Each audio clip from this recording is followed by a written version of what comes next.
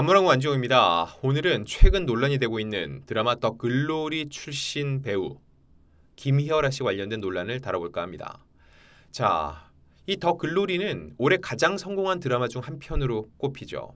그런데 이 더 글로리에서 가해자 역을 맡았던 김희열아 씨, 실감나는 연기를 보여줬는데 실제로 김희열아가 학창 시절 학우들을 괴롭혔다는 주장이 제기됐습니다. 이와 관련된 보도가 나왔는데 중요한 건 김희열아 씨가 본인이 그 당시 그렇게 모범적이지 않은 단체에 소속이 돼 있었고 주변에서 누군가 괴롭히는데 그거를 말리지 않은 방관자임을 인정하면서도 직접적인 가해자는 아니라는 입장을 취했습니다.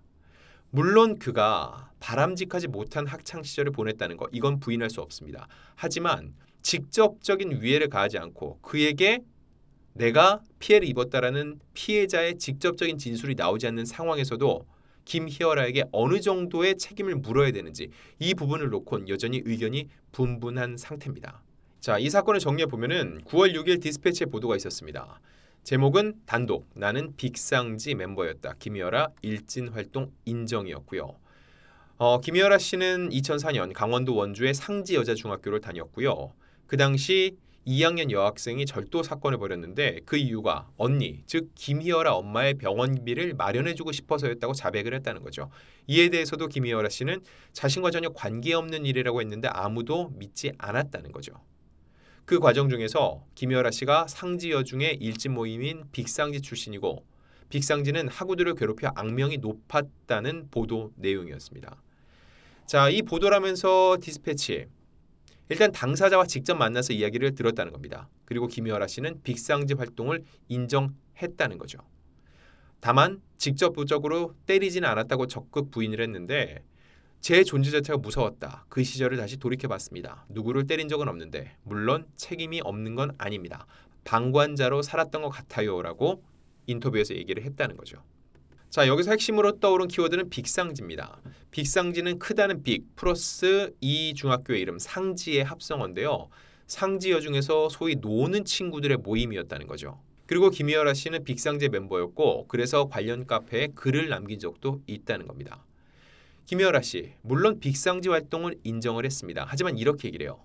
모범생으로 살진 않았습니다. 놀았던 건 맞아요. 그런데 이 빅상지가 일진 모임은 아니라는 거예요.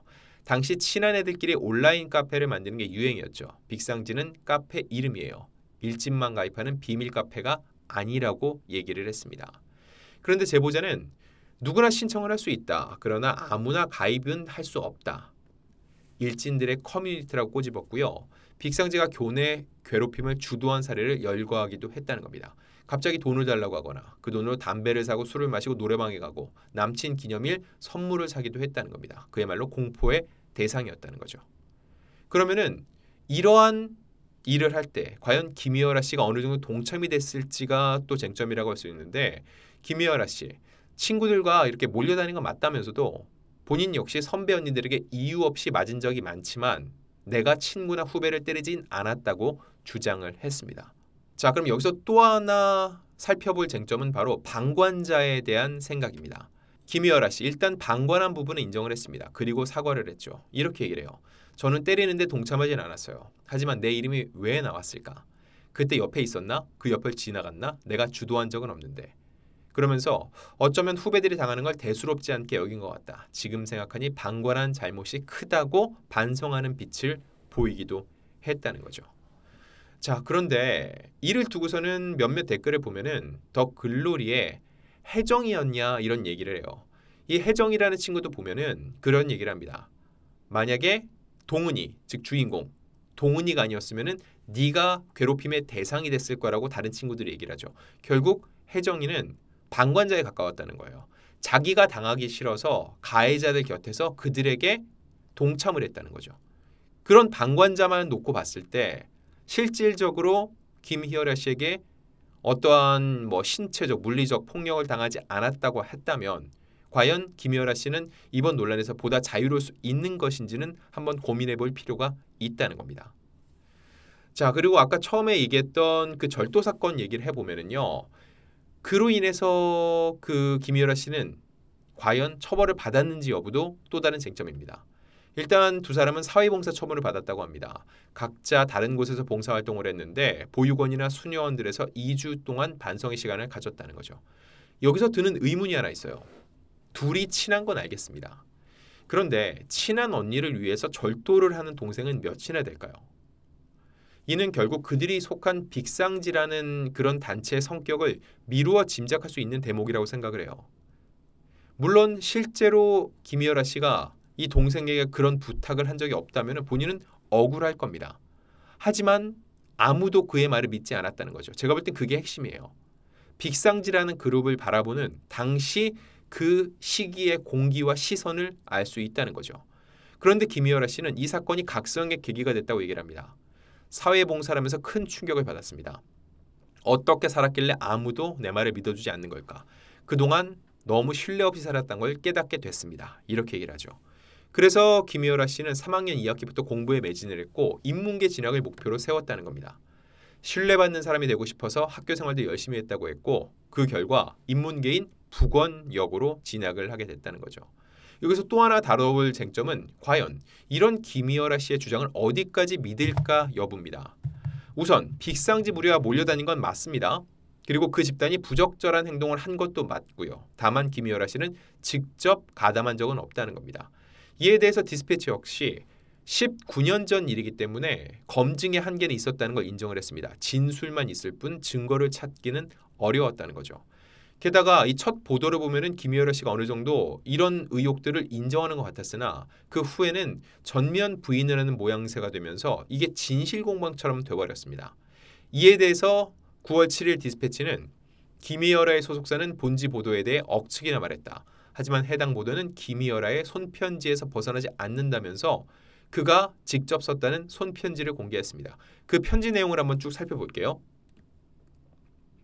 이미 많은 분들이 언론 보도를 통해 보셨을 텐데 미성숙했을 때 청소년 때 방황을 인정하고 그런 삶을 많이 부끄러워하기도 했다.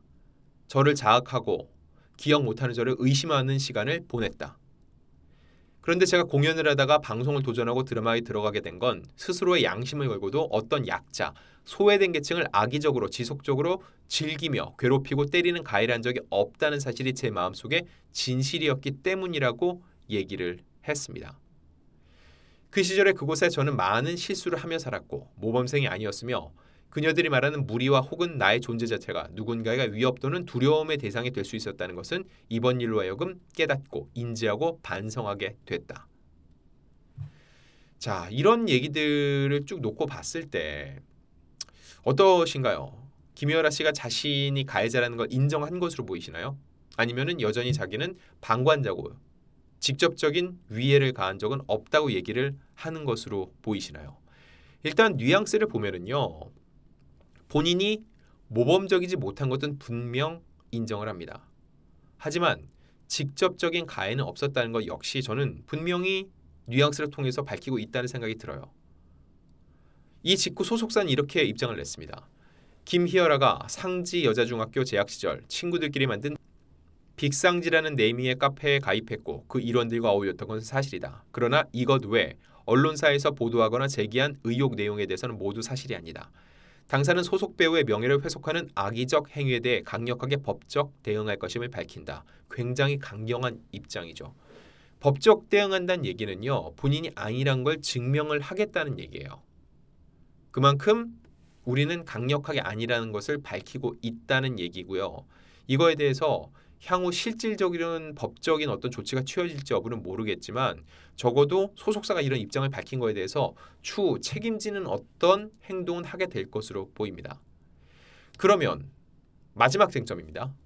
향후 이 논란은 어떻게 흘러갈까요? 제가 볼 때 가장 큰 하나의 핵심은요. 직접적인 피해자가 나올지 여부입니다.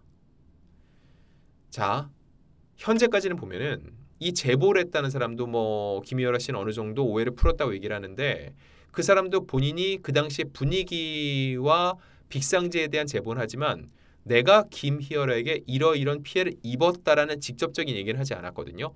그러면은 이것만 놓고면은 김희열아 씨의 주장과 어느 정도 맞는 부분이 있어요. 하지만 여기서 갑자기 내가 김희열에게 직접적인 이런 피해를 나왔다라는 주장이 나온다. 이거는 완전히 다른 양상으로 갈 수밖에 없다는 거죠. 그리고 김희열아 씨는 이런 얘기를 했습니다. 어렸을 때 학교 다니는 동안 선생님들에게 많은 가르침을 받았고 그런 선생님들의 신뢰를 받고 싶어 정말 마음을 다잡고 3학년 2학기 때부터는 더 나은 사람이 되고 싶고 신뢰받는 사람이 되고 싶어서 열심히 학교 생활하고 고등학교 때부터는 제가 잘하는 것을 찾고 선한 영향력을 주는 사람이 되기 위해 노력하며 살았다. 선생님에 대한 얘기를 굉장히 많이 했죠.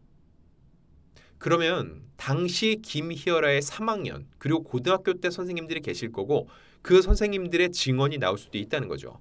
그 증언이 어떻게 나오느냐에 따라서 이번 사안은 또 다른 분위기로 흘러갈 수가 있다는 겁니다.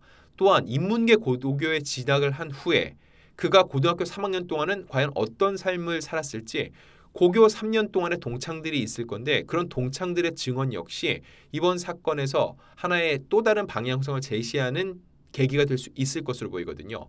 물론 저도 아직까지는 그런 고교 동창생이나 선생님들과 직접적으로 접촉을 하지 못했습니다. 하지만 후속 취재를 하고 있으니까 그런 증언이 나오는 대로 또 확인 후에 취재해서 여러분들께 전해드리겠습니다.